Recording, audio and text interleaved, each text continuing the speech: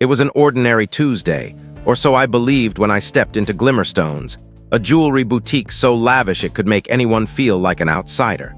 Today, though, I felt transformed.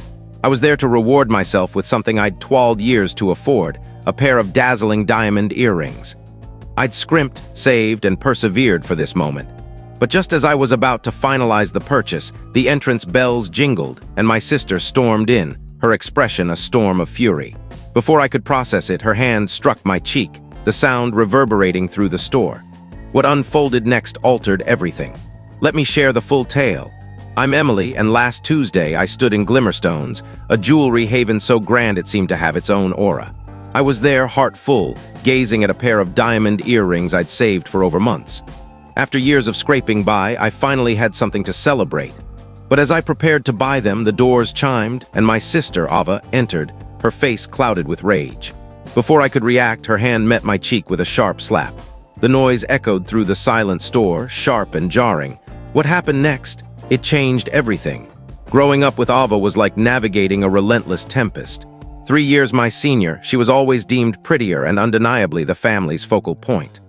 While I juggled after-school jobs from age 17 to make ends meet, Ava flitted between hobbies and social circles, confident our parents would foot the bill, which they always did.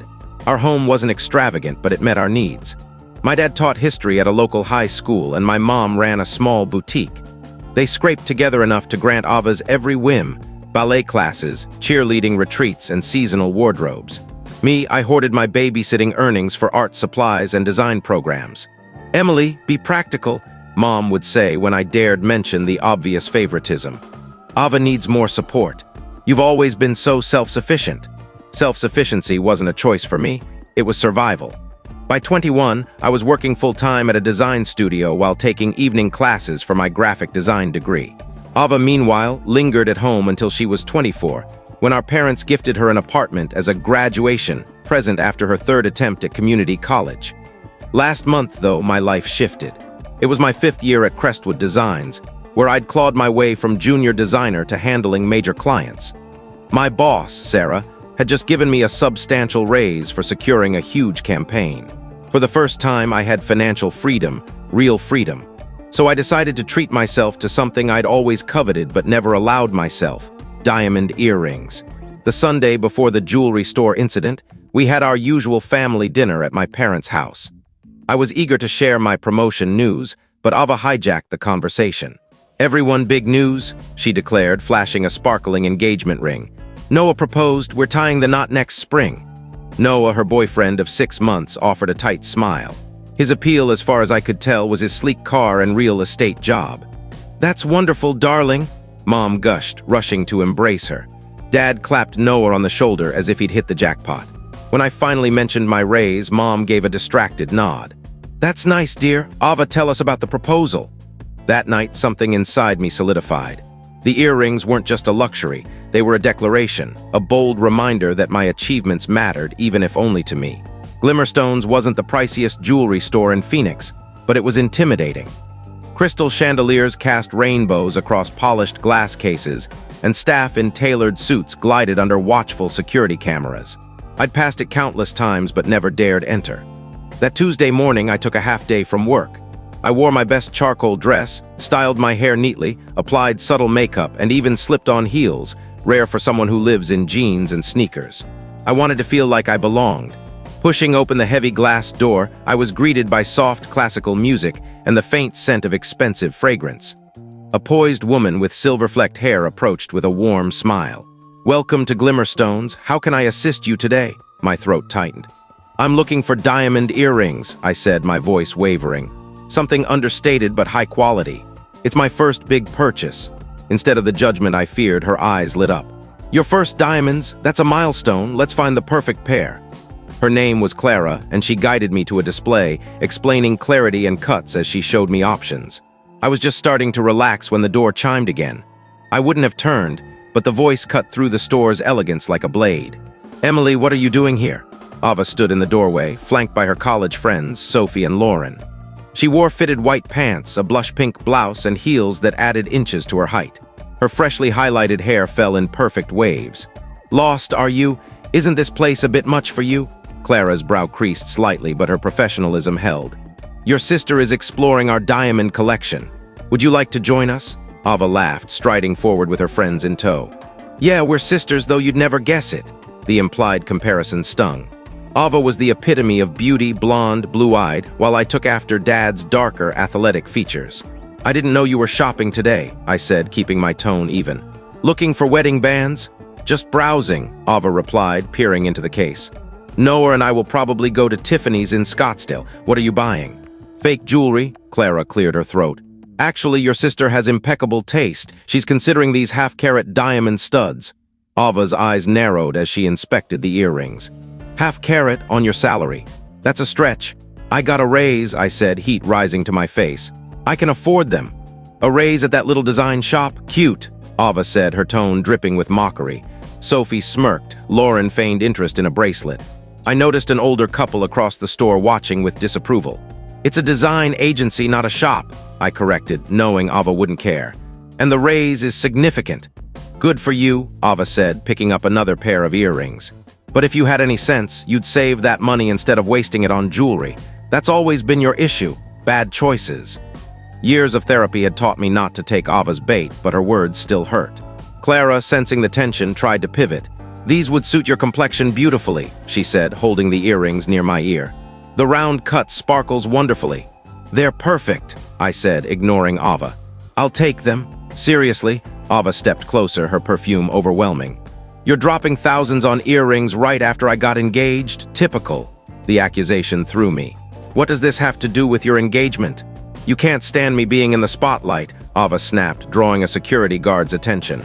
You've always been jealous of me, I laughed, stunned. You've always been the spotlight. I've spent my life in your shadow. Ladies, Clara interjected, perhaps we could, Ava cut her off. My shadow, please. Mom and Dad rave about your scholarships and career. Poor Ava can't compete with perfect Emily. The distortion of reality left me speechless. Had we grown up in the same house? Had she missed how our parents prioritized her every need? That's not true, and you know it, I said quietly, aware of the gathering onlookers. Two other staff members paused, and a woman browsing necklaces stepped back. You know what? I'm done. I turned to Clara. I'd like to buy the earrings now. Don't you dare walk away, Ava said, grabbing my arm, her nails digging in. Chinese letter, don't make a scene, Ava, I said, pulling away. This is embarrassing. Am I embarrassing? Ava's voice boomed. You're the one buying fancy jewelry to steal my thunder. It's not about you, I said, my patience fraying. It's about treating myself with my own money. I earned this. Clara tucked the earrings into a velvet box and headed to the register, clearly trying to move things along. Ava followed, her face red. How much are those earrings? Clara glanced at me for permission. I nodded. $2,800, she said calmly. Ava's jaw dropped. $3,000? Are you out of your mind? That's what Mom and Dad paid for my entire semester of college. I worked through college, I reminded her. This is my money. It's a waste, Ava shouted. You're just trying to prove something because you're jealous of my ring, my fiancé, my life. I'm not jealous, I said, the truth ringing clear. I never have been. Something in my tone set her off. Her face twisted, and before I could react, her hand flew, slapping my cheek. The sound cracked through the silent store. My cheek burned, tears pricking my eyes. The store fell deathly quiet, the music fading into the background. I touched my face, staring at Ava in shock. In 27 years, despite our fights, she'd never hit me. Clara gasped. Sophie and Lauren froze, staring at the floor. The security guard stepped forward, but a commanding voice cut through the silence. Touch my wife again, and you'll regret it. The voice belonged to a tall man in his late 30s, dressed in a tailored gray suit. His dark hair was neatly styled, his jaw sharp, but his piercing blue eyes locked onto Ava with unwavering intensity. Excuse me, Ava stammered, her bravado faltering. He stepped forward, standing slightly in front of me. You heard me. Lay a hand on my wife again, and you'll be sorry. Confusion rippled through the store. Clara's eyes widened. The guard hesitated. Your wife, Ava said, looking between us. I was just as stunned, unable to speak. Wife. I'd never seen this man before. Yes, my wife, he repeated, his voice steady as stone. And I won't tolerate seeing her attacked in public.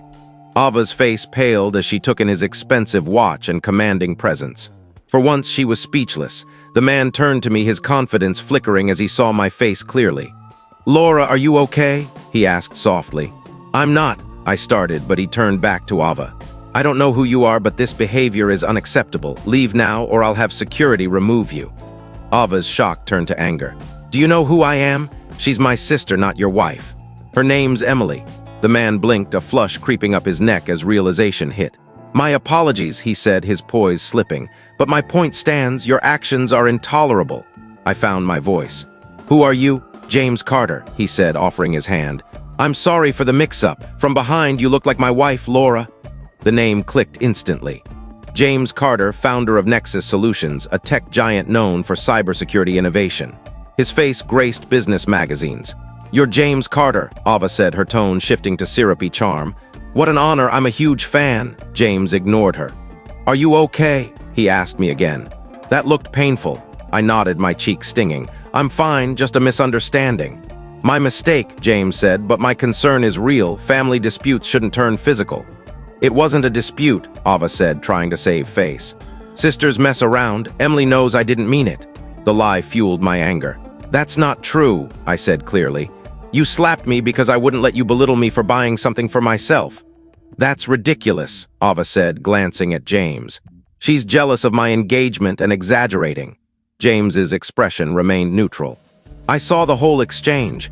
You mocked her success and tried to guilt her about her purchase. When that failed, you got physical. The security guard arrived, joined by an older man in a sharp suit. Mr. Carter, the man said respectfully. Mr. Glimmerstone, is there an issue? This woman, James gestured to Ava, assaulted a customer. I did no such thing, Ava protested. It's a misunderstanding. Tell them, Emily. All eyes turned to me. For a moment, I felt the old urge to smooth things over, to minimize the incident for family peace. I'd done it my whole life, but Ava's slap had shifted something in me. She slapped me, I said firmly, because I bought earrings instead of letting her criticize me. Mr. Glimmerstone's face hardened. We have a strict no-violence policy. Please leave immediately. You can't be serious, Ava said. Do you know who our father is? That's irrelevant, Mr. Glimmerstone replied coolly. Tom, escort her and her friends out. The guard stepped forward. This way. Emily, you can't let them do this, Ava pleaded. Tell them it was a sisterly spat. I stayed silent, watching Tom guide Ava to the door. Sophie and Lauren followed, looking mortified. At the exit, Ava turned. You'll regret this, Emily. Wait till Mom and Dad hear how you humiliated me. The store fell silent after they left. James turned to me, his expression apologetic. I'm sorry for making things worse. Let me make it up to you. Coffee, perhaps after you're done here? I'd like to explain. I hesitated, unsure of this surreal turn, but his sincerity made me nod. Sure, coffee sounds nice. Mr. Glimmerstone personally handled my purchase, apologizing profusely. My hands shook as I signed the receipt, still reeling from the chaos.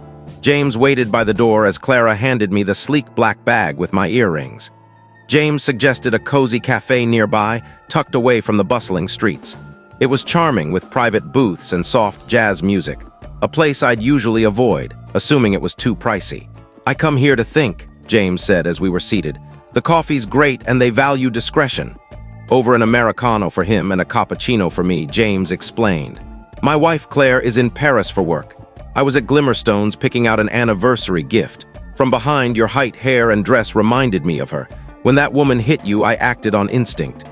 It's okay, I said, still processing. You probably stopped things from escalating. Ava doesn't take correction well. James's face grew serious. Family can be tricky. I won't pretend to know your dynamic. You got it right, I said, cradling my mug. Ava's always been the golden child. She's not used to me standing my ground. James nodded. I know the feeling. My brother and I had a similar dynamic for years. Did it get better? I asked. He sipped his coffee. Eventually. It took distance, time, and tough talks. Ethan resented living in my shadow after Nexus took off. He felt compared to me. That sounds familiar, I said, but I'm the one in Ava's shadow. Same problem, James said. Comparison kills joy. When Ethan and I faced our rift and talked openly, things improved. He now runs our Asia division on his own merit. The conversation flowed easily. Despite his billionaire status, James was down to earth, listening as I shared my history with Ava and my parents. So the earrings, he said, nodding at the bag, they're more than jewelry. They're proof my work matters, I said, that I matter even without my family's approval. James nodded. I get it. At 19, I sold my first app and bought a ridiculously expensive watch. Not for need, but for validation. Exactly, I said, amazed at his understanding. When his phone buzzed, he frowned. I've got a meeting soon, but I've enjoyed this. What do you do in design? I'm lead designer at Crestwood Designs, handling branding and marketing for major clients, specializing in digital media.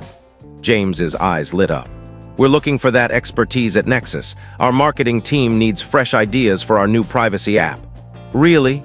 I couldn't hide my surprise. Would you send me your portfolio? No pressure, just a chance to explore. My heart raced. Nexus was known for its innovative culture and top-tier pay. An interview alone would be a leap. I'd love to, I said, trying to sound calm. James handed me a business card. Email me directly. I'll get it to our creative director. As we stood to leave, he paused. Don't let your sister's reaction dim your moment. Those earrings are your victory. Wear them proudly. Thank you, I said, touched by his kindness. Walking to my car, I felt lighter despite the morning's drama. Ava's outburst had hurt, but James's unexpected support had shifted my perspective. For the first time, I'd stood my ground without apology. My phone buzzed with texts, 3 from Mom, 2 from Dad, 7 from Ava. I ignored them. Whatever family drama awaited could wait until I was ready. At home, I had 23 texts and 9 missed calls. Ava's messages swung from rage, "How dare you humiliate me?" to manipulation, "Mom so upset," to fake reconciliation, "I forgive you for overreacting." My parents demanded I call to explain why I'd upset Ava. No one mentioned the slap. I set my phone aside and opened the velvet box. The earrings sparkled under the lamp, casting tiny rainbows across my walls. They were beautiful, but more importantly, they were mine, earned, chosen, paid for by me. Instead of calling my family, I worked on my portfolio for James's offer.